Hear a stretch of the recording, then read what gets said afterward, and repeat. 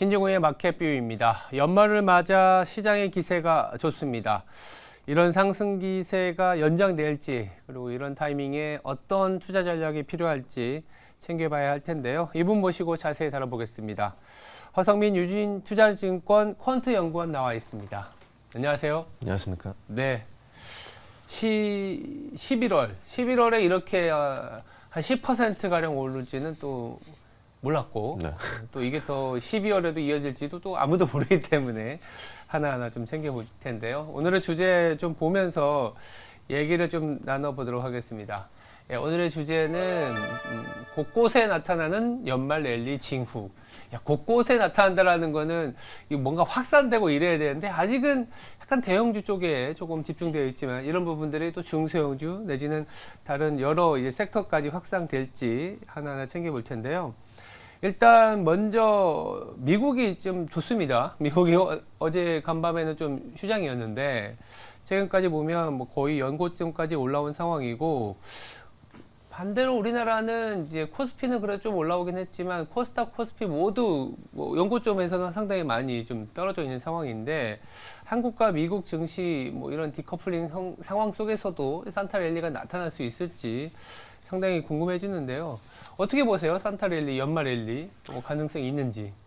사실 연말 랠리를 제가 작년에 한번 말씀드린 적이 있는데 이게 제가 콘테니까 통계학적으로만 살펴보면 네. 우리가 소위 이제 뭐 확률적으로 뭐 연말에 조금 뭐 상승률이 좀 높게 나타나거나 아니면 상승을 한다 이렇게 좀 얘기가 많이 나왔었는데 네.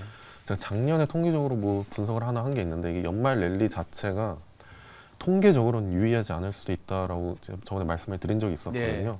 근데 그런 말이 무색하게 이제 연말과 이제 1월에 강하게 반등을 하면서 좀 머쓱했던 상황이 있었는데 어쨌든 연말 랠리가 사실 우리가 생각하는 것만큼 안 나올 수도 있다는 점은 항상 유의를 좀 하셔야 되는 게 당연한 거고 네. 근데도 좀 희망을 가지자면 전반적으로 이따 말씀을 드리겠지만 좀 경기 사실 수요 자체가 지금 둔화되고 있는 게 사실 지금 금리 인하에 대한 약간 가능성을 많이 좀 이제 시장에 반영하게 되는 그런 요인으로 좀 작용을 하고 있는데요.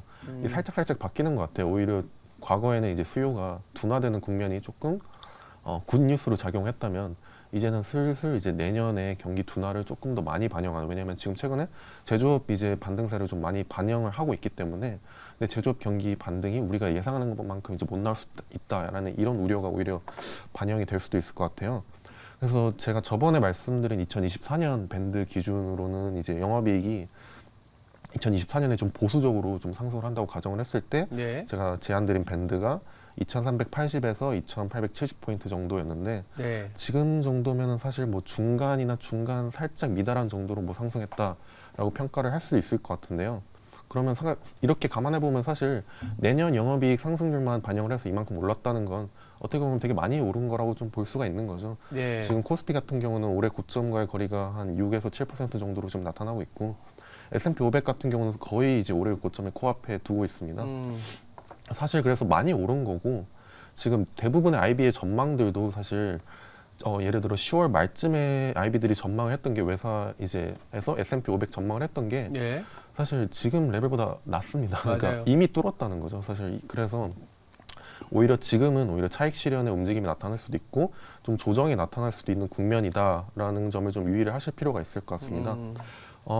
그래서 지금 제가 좀 말씀드리고 싶은 건 아까 말씀드린 것처럼 시장 관심 자체가 지금 인플레보다는 좀 긴축 마무리로 좀 전환이 되고 있다는 건데요. 예. 저희 이제 지표에서 서프라이즈 인덱스라는 게 있는데 이게 우리가 생각했던 것보다 얼마나 이게 쇼크가 나타났는지 또는 이제 서프라이즈 예상치보다 더 높은 수치가 나타났는지를 나타내는 건데 이게 좀 세부적으로 뭐 이코노믹 서프라이즈라는 것도 있고 네. 그 세부 내역 중에는 이제 지표 중에서 이제 인플레이션 서프라이즈 인덱스가 있는데요. 네. 지금 이코노믹 서프라이즈 지수는 좀 견고합니다. 근데 인플레 같은 경우는 조금 이제 둔화가 되고 있어요. 사실 이게 좀 어떻게 보면 상충되는 건데 이거를 보면 어떻게 보면 인플레 같은 경우 지금 긴축 우려가 지금 전보다는 약간 수면 아래로 좀 내려갈 수도 있지 않을까 약간 이런 거를 좀 말씀을 드리고 싶고 지금 기업들 중에서도 좀 소매 업체들 뭐 예를 들어 아메리칸 이글 이런 주요 좀 미국 소매 업체들의 좀 가이던스가 좀 조심스럽게 좀 제시가 된 상황입니다. 그래서 미국 소비 둔화 자체가 사실 호재로 볼 수가 없을 것 같습니다. 그래서 제가 말씀드린 것처럼 다만 지금 긍정적인 거를 하나를 따져보자면 인플레 압력이 어쨌든 확실히 좀 정점을 좀 지났을 수도 있다. 그리고 제가 데이터를 봤을 때도 어떻게 보면 인플레가 조금 추세적으로 둔화 국면에 접어든 거는 맞는 것 같습니다. 그래서 지금 사실 그래서 살펴봐야 될 거는 사실 금리의 불확실성인데요. 이게 좀 많이 해소가 된 것 같아요. 네. 많은 분들이 사실 주가랑 이제 금리 레벨을 많이 비교를 하셔서 뭐 최근에 나타난 이제 랠리 같은 경우 금리 대비해서 좀 많이 좀 주가가 고평가됐다. 최근에는 좀 금리가 안정화되긴 했지만 이런 식으로 많이 좀 표현을 많이 하셨는데요. 사실 금리 레벨 그 자체보다는 금리 불확실성이 2020년부터 상관관계가 주가랑 이제 상관관계가 되게 높게 나타났습니다. 사실 금리 레벨 그 자체보다는요. 그래서 지금 상황은 사실 금리 불확실성이 좀 많이 해소된 상황이라고 좀 판단이 되고 실제로 이제 수치적으로도 그렇게 나타나고 있고요. 그래서 그 점은 되게 긍정적으로 좀 보고 있습니다. 예. 그리고 만약에 이게 연말까지 이어질 수 있다면 어떻게 보면 연말 랠리까지 좀 나타날 수도 있지 않을까라고 좀 보고는 있습니다. 그리고 아까 말씀드린 것처럼 이제 경제를 볼 차례다라고 하면은 이제 이 다음 국면은 이제 굿 뉴스가 호재고 예. 반대로 배드 뉴스가 악재인 건데 근데 굿 뉴스도 좀 잘 봐야죠. 뭐 소매 판매도 중요하지만 소매 판매 자체를 보기보다는 사실 좀 제조업 지표 관련해서 좋은 뉴스가 나오는 게 아무래도 주가에는 좀 더 호재로 작용할 가능성이 높을 것 같습니다. 그리고 이거 좀 번외적인 건데 크립토 시장을 좀 보시는 것도 단기적인 트레이딩 관점에서 괜찮을 것 같아요. 이 크립토가 잘 버텨줄 때마다 주식시장 위험 심리에도 좀 큰 도움을 주고 있는 것 같습니다. 어제 같은 경우도 뭐 그저께도 바이낸스 제소할 때 좀 주가가 순간 출렁이는 움직임이 보이기도 하더라고요. 실제로 그래서 크립토 시장이 지금까지 잘 버텨주는 거 앞으로도 좀 버텨주면 주식시장 유동성에도 어느 정도 도움이 되지는 않을까 그렇게 생각하고 있습니다. 네. 크립토. 크립토는 뭐 유동성 프락시로도 보니까 네. 크립토 시장이 올라간다라는 거는 뭐 달러화가 조금은 둔화되고 긴축에 대한 압력이 둔화되기 때문에 유동성이 조금 더 풀릴 수 있고 이로 인해서 시장에 전체적인 온기를 주는 그런 하나의 뭐 프락시 인디케이터로서도 크립토 재밌는 아이디어인데 이러다 보니까 유동성 그리고 인플레 이게 다 연결이 돼 있긴 하거든요. 그 하나의 또 변수 중에 하나가 이제 비용입니다. 비용이고 그 비용의 가장 중요한 게 또 에너지 가격이고 국제 유가가 그러다 보니까 또 관심이 갈 수밖에 없는 상황인데 최근에는 뭐 지정학적 리스크보다는 오히려 감산에 대한 불확실성이 커지면서 유가가 좀 흔들렸어요. 간밤에도 소폭이나마 좀 하락을 했거든요. 그래서 지금 오펙 플러스가 사실 이번 주 주말에 원래 회의를 갖고 감산을 하겠다 이런 뉴스를 흘렸었다가 조금 연기되면서 이거 사우디 주도의 감산이 좀 흔들린다. 다른 나라들이 좀 뭐 반기를 들고 있다 이런 뉴스들이 나오면서 변동성이 생겼거든요. 어떻게 보세요? 이 유가라는 게 사실 수요를 반영하기도 하고 공급단에서의 어떤 감산으로 인해서 버티기도 하고 하는데 최근과 같은 분위기에서는 감산이나 이런 게 좀 흔들렸다고 유가가 확 빠져버리면 또 되려 경기 리스크를 또 반영한다 이렇게 볼 수 있거든요. 어떻게 봐야 될지가 참 궁금합니다. 사실 중국이 본격적으로 올라오지 못하는 이상 유가가 좀 본격적으로 반등하기는 되게 힘들 것 같긴 그러니까 합니다. 중국의 수요가 좀 회복이 돼야지만이 유가가 좀 반등을 할 수 있다. 맞습니다. 네. 그리고 사실 올해까지만 해도 사실 중국 경기 반등에 대한 기대가 되게 높았음에도 불구하고 사실 네. 유가가 반등하는데 좀 실패를 했기 때문에 향후에 유가가 뭐 재차 막 90불을 돌파하는 이런 움직임을 보이진 않을 것 같고 최소 연말까지는 좀 박스권을 유지하지 않을까 생각하고 있습니다. 아무래도 이제 지정학적 리스크도 좀 완화되는 국면에 좀 접어들고 있는 것도 많고요. 그래서 뭐 아까 말씀드린 것처럼 지금 국면 자체는 계속 오펙 플러스의 공급 축소 계속 뭐 감산 지속한다 이렇게 표명하고 원유 가격이 단기적으로 올랐다가 뭐 예를 들어 그래서 그런 오른 유가에 의해서 오히려 반대로 이런 수요가 감소된다 이런 뭐 전망이 나오면서 오히려 이제 수요 감소 우려에 따라서도 하락하는 네. 그러니까 유가 자체가 이제 수요에 대한 이 요인으로 작용하는 약간 이런 좀 리버스한 이런 상황이 계속 연출이 되면서 네. 좀 박스권이 계속 지속이 될 것 같긴 합니다. 그리고 이제 어쨌든 이 오펙 플러스 입장에서는 이제 균형 재정 가격 그 자체를 좀 하회하는 것 자체는 사실 달갑지 않기도 하고 계속 오펙 플러스는 어쨌든 추가 감산 카드를 계속 이제 꺼내려고 노력을 할 텐데 사실 이런 부분을 감안을 하더라도 제가 생각하기에는 추가 상방 모멘텀이 나타나기에는 좀 무리가 있는 것 같긴 합니다. 네네. 일단은 유가 자체가 사실은 그동안 캐펙스도 좀 없었기 때문에 네. 뭐 하방으로 계속 하락하기에도 좀 그렇고, 그렇다고 수요가 지금 뭐 중국을 비롯한 여타 국가들이 확 살아나면서 거기다가 미국도 좀 소비가 둔화되는 리스크가 있기 때문에 맞습니다. 상방도 열기도 그렇고 이 정도 지금 뭐 $70 중반에서 한 $80 중반 정도의 박스권이 형성되지 않을까 이렇게 보는 의견이었습니다. 근데 이런 상황인데 이 유가를 얘기한 이유는 뭐냐면 아무래도 인플레이션 때문에 그래요. 근데 얼마 전에 나왔던 미국의 인플레이션 지표, 미시간 대학교에서 나오는 인플레이션 지표가 있는데 1년 뭐 단기적인 인플레이션이 전월에 4.4%였는데 4.5%까지 또 올랐더라고요. 이게 참 곤혹스러울 수도 있고 생각보다 미국의 경기나 이런 부분이 단단하다고도 해석할 수 있는데, 이렇게 그 인플레이션의 기대치가 뭐 겸조하다라고 해야 되나요? 뭐 스티키하다, 끈적끈적하다라고도 할 수 있는 부분이 뭐가 있을까요? 일단은 저도 좀 놀랐습니다. 사실 미시간대 소비 인플레이션 이제 기대치 같은 경우는 예상치를 좀 많이 상회를 했습니다. 맞아요. 네, 사실 둔화될 줄 알았는데 좀 상회를 했기 때문에. 근데 데이터적으로만 살펴보면 사실 둔화가 될 것 같다고 말씀드린 건 뭐 유가 이런 부분도 있고요.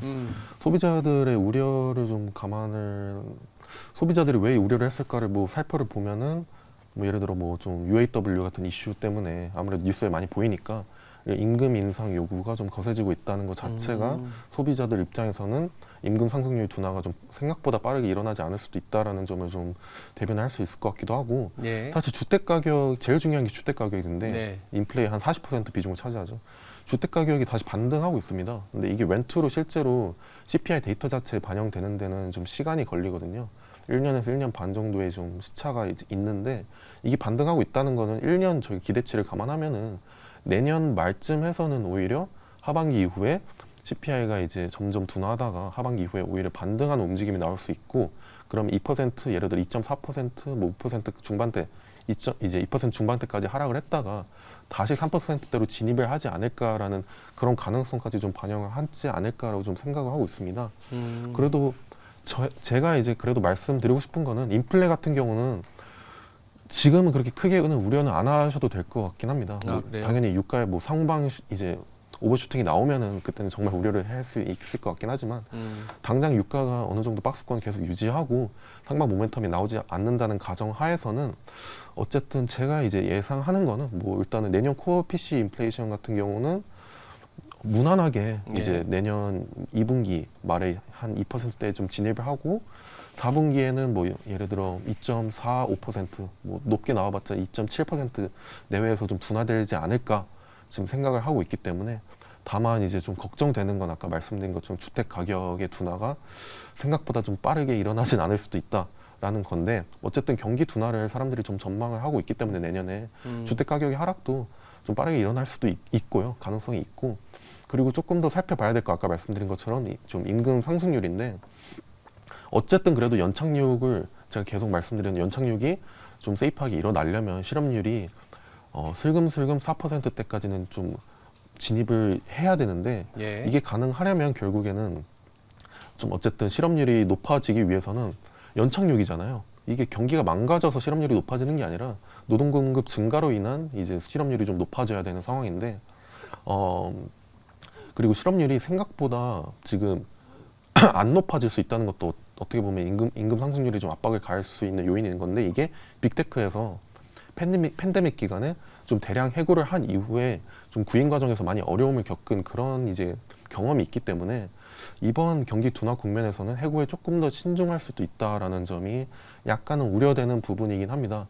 그래도 약간 그 긍정적인 부분은 최근 미국 경제활동 인구 자체가 좀 이민자 증가를 위주로 좀 개선되고는 있는 상황입니다. 그래서 가장 이상적인 것은 이제 경기 둔화, 이제 본격적인 수요 둔화 국면에 진입하면서 실업률이 증가하는 국면보다는 수요 둔화가 천천히 일어나면서 동시에 노동 공급 증가가 계속되면서 실업률이 상승하는 약간 그런 이상적인 상황이 연출되는 게 사실 주가에는 가장 좋게 작용을 할 수 있을 것 같습니다. 네. 저희가 이렇게 이제 인플레이션 뭐 쭉 그 유가까지 합쳐서 기대 인플레까지 보는 이유는 아무래도 연준의 스탠스를 이제 가늠을 하는 여러 가지 지표들이고, 연준의 스탠스는 곧 우리나라와의 기준금리 차라든지 환율 시장이나 주식 시장에 주는 함의가 워낙 크기 때문에 다뤄봤습니다. 그래서 그리고 최근에 우리 시장이 또 강한 이유 중에 하나가 물론 이제 이익에 대한 기대치도 있지만 사실 이익에 대한 기대치는 떨어지고 있고, 오히려 환율 시장에서의 안정, 가파르게 이제 원달러 환율이 내려오면서, 즉 원화가 강세를 보이면서 외국인들의 매수가 코스피 중심이긴 하지만 들어와 주면서 시장이 좀 분위기가 좋아졌던 거였거든요. 골드만삭스에서는 또 뭐 한 1250원까지 내년에, 물론 여전히 한 3, 40원밖에 안 남아있지만 그래도 강세로 간다는 거는 시장의 분위기가 나쁘지 않다라고 이제 보고 있는 상황인데, 원달러 환율이 여기서 추가로 더 내려갈 수 있을지도 좀 고민이긴 하고, 왜냐하면 우리나라가 성장률이 더 좋아야 되니까. 맞습니다. 이 원달러 환율이 더 추가로 내려와 주면 좋겠는데 라는 생각을 하고 있거든요. 어떻게 보세요? 말씀 주신 것처럼 최근 이제 주식 시장은 사실 이제 이익은 하향 좀 국면에 좀 접어들었고, 사실 내년 같은 경우는 그렇죠. 네, 그리고 근데 뭐 긍정적인 건 이익 하향 움직임이 약간은 둔화되긴 했습니다. 그 부분을 좀 주식시장이 감안했을 수도 있는데, 제가 보기엔 매크로적인 환경이 좀 더 큰 것 같습니다. 일단 이제 원달러도 좀 하락이 좀 하향 안정화가 되기도 했는데, 네.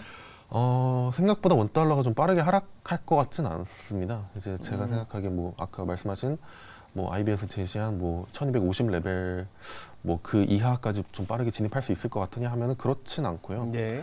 그 이유가 이제 최근 반도체 수출 같은 경우 반등을 하고는 있긴 한데, 좀 교육 조건 개선이 좀 더딘 것 같습니다. 그래서 무역 흑자폭이 더 늘어나지 않는 이유라고 좀 볼 수가 있을 것 같은데, 재고 부담 자체도 좀 완화되고는 있는데, 지금 글로벌 제조업 경기가 계속 말씀드리지만 본격적인 회복 단계로 진입한 것도 아니고, 제가 생각하는 이제 원달러가 본격적으로 1250원대 이하로 좀 빠르게 둔화를 하기 위해서는 좀 조건이 한 두 가지 정도가 필요한데, 네. 아까 말씀드린 것처럼 결국엔 중국 경기가 좀 빠르게 개선이 돼야 되고, 플러스로 이제 중국 수요가 좀 둔화가 덜 되면서 반도체 경기가 눈에 띄게 좀 개선이 돼야 될 것 같습니다.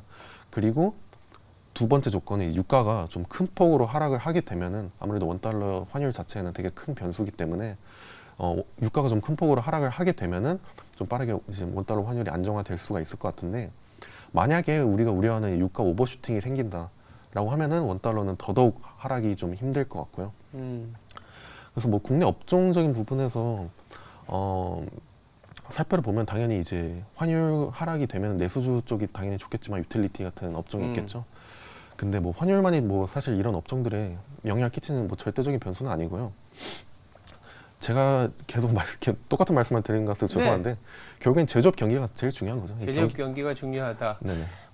우리나라의 그 소위 말하는 원달러 환율이 강세를 가려면, 안정이 되고 더 1250원을 깨고 경우에 따라서 1100원까지 내려가려면 외환보유액이 들어와야죠. 외환보유액이 들어오려면 경상수지가 좋아야 되고, 경상수지가 좋으려면 상품 수지, 즉 수출이 잘 돼야 되니까 제조업 경기를 말씀 주셨다는 거는 너무나 당연한 것 같은데, 아직까지는 아까 전제 조건에서 중국의 경기가 상당히 빠르게 올라오는 국면도 아니고, 그리고 국제 유가가 급락을 하면서 전체적인 이머징 국가들의 수요가 올라오는 단계도 아니다 보니까 이 1250원 밑으로 내려가는 아주 강세는 아닐 것 같다. 이렇게 좀 정리를 해볼 수 있을 것 같습니다. 그렇다면 우리가 이제 시장에 대한 대응을 또 이제 들어봐야 되지 않습니까? 아직 그 시장에 좀 비관적으로 있다가 어느새 막 2,500 넘어가니까 이제라도 들어가야 되나 이렇게 생각하시는 분들도 있고, 아니면 좀 차익 실현을 고민하시는 분들도 있습니다. 이랬을 때 어떤 전체적인 포트폴리오를 어떻게 가져가야 될지 고견 좀 부탁드릴게요. 일단은 지수 자체 움직임만 좀 생각을 해보면, 아까 말씀드린 것처럼 금리 불확실성이 본격적으로 해소되는지 여부를 좀 볼 필요가 있을 것 같은데, 좀 이제 미국 휴장이어서 그런지 금리 움직임 자체는 되게 제한적이더라고요. 아시아장에서도 그렇게 움직임이 크지 않았는데, 그렇죠. 그래서 그 움직임을 좀 볼 수 있으면 좋을 텐데, 그래서 금리가 예를 들어 다음 주 월요일에 좀 어떻게 움직이는지를 한번 좀 살펴보시고, 아시아장에서라도 좀 움직이시는 게 좀 나을 것 같습니다. 만약에 금리가 예를 들어 조금 좀 반등을 하는 움직임을 살짝 보이기 시작한다 큰 폭으로 반등을 하기 시작한다라고 하면은 제가 보기 지금 시점에서는 사실 아까 말씀드린 것처럼 레벨 자체가 네. 아까 말씀드린 영업이익 단의 밴드에서 지금 절반 정도 수준까지 도달을 한 상황이기 때문에 아무래도 그 부분에서는 지금 레벨에 대한 압박이 있는 상황이고 그 플러스로 금리 불확실성에 대한 압박이 다시 들어오기 시작하면은 그 부분은 조금 조심을 하셔야 될 것 같고요. 조금 그 아래 좀 섹터 단에서 좀 말씀을 드리자면 제가 좀 주목을 하고 싶은 부분은 사실 자금 조달 비용 부담 관점에서 아무래도 이제 대형주가 훨씬 유리하다라는 점을 계속 좀 말씀을 드리고 싶고요. 이 부분을 감안을 하면은 코스닥보다는 이제 코스피 시장이 상대적으로 조금 더 안정적일 수 있다라는 부분을 좀 말씀을 드리고 싶어요. 그리고 이런 부분을 감안할 때 좀 유형자산 비중을 또 감안을 할 수가 있는데 유형자산. 네네. 유형자산 비중이 가장 많은 산업은 이 통신서비스, 자동차, 미디어 교육, IT 가전, 유틸리티 이렇게 좀 볼 수가 있고요. 반대로 유형자산 비중이 좀 적은 산업, 증권, 보험, 그리고 뭐 금융산업, 소프트웨어, 뭐 소매 유통 네. 이렇게 좀 볼 수가 있을 것 같은데요. 유형자산 증감 측면에서는 이제 자동차, 필수 소비재, 운송, 건설 이런 산업들이 좀 시세 수자 확대가 많지는 않았습니다. 그 반면에 디스플레이, 비철 금속, 유틸리티 이런 업종들은 최근 유형 자산이 좀 크게 늘었습니다. 그래서 주식시장 이제 입장에서는 어쨌든 시가총액 대비 현금 자산 비중이 좀 높은 기업들이 또 저평가되어 있다고 볼 수가 있기 때문에 이 부분 기업들을 좀 살펴볼 수가 있을 것 같은데 이런 시가총액 대비 현금 자산 비중이 좀 높은 기업들은 대부분 은행, 보험, 건설 이런 부분에 좀 위치를 하고 있습니다. 그래서 어쨌든 고금리가 지금 장기화되는 국면이기 때문에 이런 부분에 있어서는 좀 부채가 많은 기업들에 불리하게 작용할 가능성이 높고 그리고 상대적으로 부채 비율이 낮은 기업들에게 있어서는 고금리 장기화 이제 국면에 있어서는 기회가 될 수 있을 것으로 좀 보고 있습니다. 네. 그러니까 유형 자산이 뭐 높은 기업보다 낮은 기업을 봐야 된다는 얘기인가요? 맞습니다. 네. 그러니까 유형 자산이 있다라는 거는 금리 레벨을 높게 되면 수요가 둔화되고 그럼 유형 자산은 돌릴 수 없기 때문에 고정비가 많이 나가고 맞습니다. 그러면 마진이 하락하고 근데 유형 자산이 조금 없는 기업들은 금리 부담이 좀 덜하고 그래서 아까 뭐 그림에서 보시면 유형 자산이 좀 덜한 업종이 보면 금융주도 있지만 소프트웨어라든지 유통에서 있다. 거기서 기회를 살펴보자. 네. 그리고 연말까지 반도체도 사실 지금 상대적으로 보면 아까 이익 둔화 국면에서는 가장 빠르게 좀 이익 하향 안정세가 나타나고 있기 때문에 반도체에 대해서도 업종 상대적으로 비교하면은 아직까지는 상대적으로 가장 괜찮은 것 같습니다. 알겠습니다. 지금까지 허성민 유진투자증권 컨투 연구원이었습니다. 말씀 감사합니다. 네, 감사합니다.